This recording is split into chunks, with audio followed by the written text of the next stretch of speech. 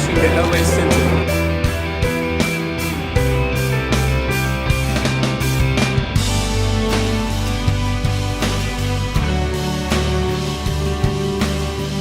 Anything that your mom would have told you that you're just like, you know, those things that moms say, and maybe we don't get it at first, or just those quirky things that moms do and say, anything that you can think of. My mom would always say things like, Jackie, everybody's not your friend, and when you realize that, you'll stop being so hurt when someone lets you down.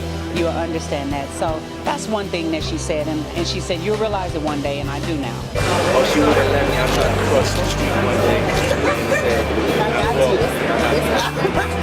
my life is changing forever. Oh my gosh, I love the books, and that you can take so many adventures through the pages of a book, and then you never have to leave your house. Just like a general respect for words and books. And a quick love letter to your mother.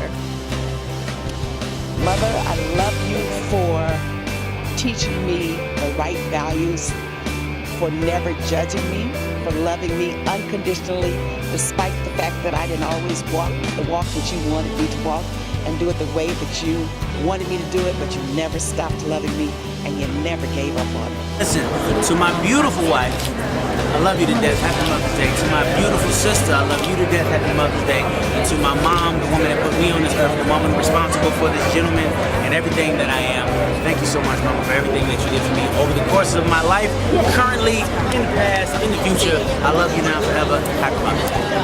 My mom instilled in me to never give up, to believe in yourself, and to work for everything that you want. But there's nothing out of reach. If you set a goal, you can achieve it. You just got, even if it's a little baby step every day, you just got to keep going. And I've done that throughout my life. I've been successful at it, and I instill that in my kids. Shout out to the Los Angeles Sentinel. Happy Mother's Day to all the beautiful mothers out there, all in Los Angeles and all around the world.